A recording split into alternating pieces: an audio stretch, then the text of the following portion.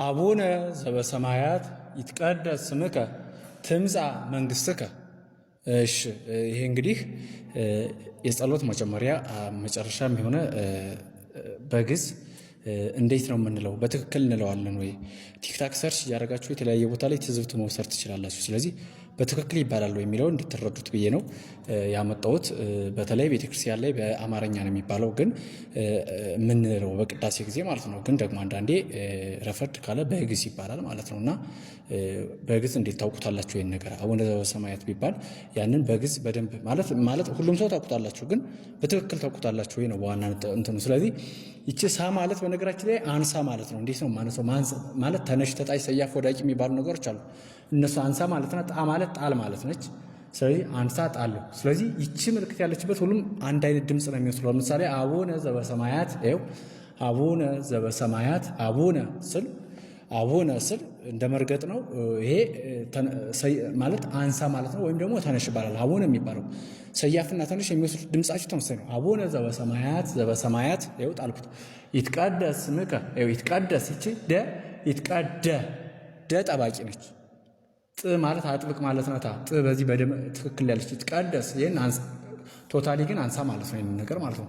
ስምከ ይኸው ሳ፣ አሁንም አንሳ። ይኸው አቡነ ያልኩኝ እዚህ ጋም ስምከ ማለት አለብኝ። አቡነ ዘበሰማያት ይትቀደስ ስምከ፣ ይኸው ትምጻእ፣ ይህም አንሳ ማለት ነው። ሰያፍ ይሁን እንጂ ይሄ ነገር ግን የምናውጠው ድምፅ ሰያፍና ተነሽ ተመሳሳይ ድምፅ ነው። ትምጻእ መንግሥትከ፣ ይህም አንሳ ማለት ነው። ይኸው ሳ አንሳ። ትምጻእ መንግሥትከ ወይኩን፣ ይህም አንሳ ተመሳሳይ። መንግሥትከ ትምጻእ ወይኩን ተመሳሳይ ድምፅ ነው ማለት ነው። ፈቃድከ፣ ይህም ፈቃድከ ወይኩን ተመሳሳይ ነው ማለት የማውጠው ድምፅ። በከመ በሰማይ አሁን ተቀየረ ድምፁ። በከመ በሰማይ እንደዚህ እንደ ማስተኛት ነገር።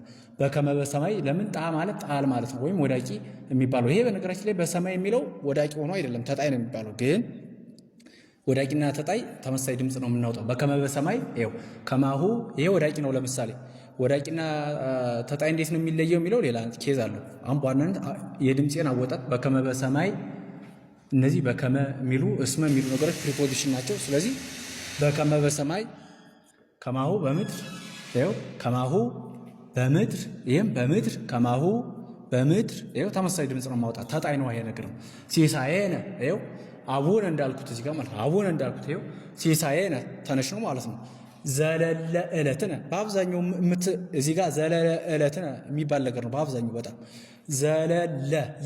ይችኛዋ ለ ተጠብቃለች። ይችል አላ አላላ ትላለች ይችኛዋ። ዘለለ ዕለትነ አንሳ ማለት ነው። ዘለለ ዕለትነ ሀበነ አንሳ ማለት ነው። አሁን ሀበነ ዮም፣ ይኸው ዮም ጣልኩት ማለት ነው። ጣል ስለሆነ ዮም ይኸው በሰማይ ከማሁ የሚሉትም ጣላቸው። ህድግ ተነሽ ማለት ነው። አንሳ ማለት ነው። ይሄ ተነሽ ስል ይሄ ተነሽ ነው እያልኩ አይደለም። በተለይ ካህናት ዲያቆናት ተነሽ ነው እያልኩ አይደለም። ይሄ ተነሽ ነው ለማለት ሳይሆን ይሄ ነገር እንደ ተነሽ ነው ድምፁ። ገብቷችኋላ? እንትን የምንለው ማለት ነው። ህድግ ለነ ስንልም ተነሽ ነው ይሄ ነገር። አበሳነ አንሳ፣ ወጌጋየነ አንሳ፣ ይኸው ሳ ወጌጋየነ ከመንነኒ፣ ይህን ነገር ከመንነኒ ወይም ከመንነኒ ብለን ጠቅለል አድርገን ማለት እንችላለን። ጣለው ስንጠቀልለው ከመንነኒ ነው። ይህን የሚለው ተነሽ ነበር። ኒ ስለተጨመረችበት ወዳቂ ይሆናል። ንሄድግ አንሳ ማለት ነው። ይህንም ንሄድግ ስንል አንሳ ማለት ነው። ለዛ አበሰ አንሳ፣ ለነ ይችም ትነሳለች። ይታበአነ አንሳ፣ እግዚኦ ይኸው እግዚኦ ጣል ማለት ነው። ይሄ ውስተ መንሱት አንድ ላይ ነው። ውስተ ምትሏ ፕሪፖዚሽን ወይም ይሄ መስተዋድድ አገባብ የምንለው ማለት ነው በግዙ ወይም በቅኔው። ውስተ መንሱት አንድ ላይ ነው። ይሄ ውስተ መንሱት ይኸው ጣልኩት አላ እንጂ ይሄንን አሁን ውስተ መንሱት ብለው አነሳሁት ማለት ነው። ግን እንዳይነሳ ጣል ይላል እዚህ ጋር። ውስተ መንሱት ተጣይ ነው። አላ ይች ጣል ማለት ነው። አላ አድነን፣ አላ የሚለው በነገራችን ላይ በሌላ እንዳትወስዱ። አላ ማለት እዚህ ጋር እንጂ የሚል ፕሪፖዚሽን መስተዋድድ ነው አገባብ የምንለው ማለት ነው። አላ አድነን እንጂ ማለት ነው። አላ ማለት እንጂ የሚል ትርጉም ነው ያለው። እሺ ወባልሃነ አንሳ ማለት ነው። እዚህ ጋር ወባልሃነ ሳ ማለት አንሳ ማለት ነው። እምኩሉ ይኸው ጣል ማለት ነው። እምኩሉ እኩይ ጣል ስላችሁ እምኩሉ የሚለው ወደ ተጣይ ነው እያልኩ አይደለም። ይጣላል። የተጣይና የወዳቂ የምናወጣው ድምፅ ተመሳሳይ ነው እያልኩ ነው። ለዛ ነው። ስለዚህ ተመሳሳይ ስለሆኑ እምኩሉ እኩይ፣ ይህም ይኸው ጣል። እምኩሉ አልኩ እኩይ። እስመዚአከ አንሳ፣ እስመ ፕሪፖዚሽኑ አብሮ ነው። እስመዚአከ ይእቲ አንሳ። መንግስት ጣል፣ ይኸው መንግስት ጣም ይላል። ኃይል ጣል፣ ወስብሐት ይህም ጣል ለዓለም ዓለም። ስለዚህ አሁን ከዚህ በኋላ የምትይዙልኝ ዘለለ ይችኛው አለ ዘለለ እለትነ ሀበነ ዮም ህድግ ለነ አበሳነ ወጌጋየነ ይህንንም አስለይታችሁ ማለት አለባችሁ። ምክንያቱም ጸሎት ትልቅ ጸሎት እንደመሆኑ መጠን እንግዲህ ከአንባቢ አንድ ቃል ቢቀደፍ ቅዱሳን መላእክት ያለቅሳሉ ተብሎ ተጽፏል በድርሳነ ሚካኤል። ስለዚህ በትክክል ማለት አለብን እንጂ የእግዚአብሔር ቃል ዝም ብሎ እንትን እንዳልሆነ እንድትረዱ ነው እግረ መንገዳችሁን። አቡነ ዘበሰማያት ነው ይሄ ይትቀደስ ስምከ። እዚህ ጋር ይችኛዋ ደግሞ በምድር ሳይሆን በምድር በአብዛኛው በምድር ነው የምንለው።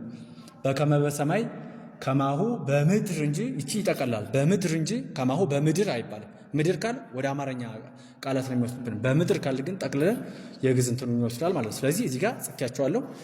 ተመሳሳይ ድምፅ የሚያወጡ ሰያፍ እና አንሳ ማለት ተነሽ የሚባለው ነገር ተመሳሳይ ነው። ተመሳሳይ ድምፅ ሌላ ተጣይና ወዳቂ የሚባሉት ነገር ይጣል የሚለው ማለት ተጣይና ወዳቂ የሚባሉት ነገሮች እንትን ናቸው።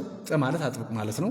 ተመሳሳይ ድምፅ አላቸው እነዚህ ሁለቱ። እዚህ ጋር አፍቀረ የሚለው ለምሳሌ አንድ ግስ ነው ወይም ቨርብ ነው። አፍቀረ የሚለውን ፍቁር ቅጽል አድጀክቲቭ ነው። ያፈቅር የሚለው ሰያፍ፣ ይሄ መፍቀር የሚለው ወዳቂ ነው።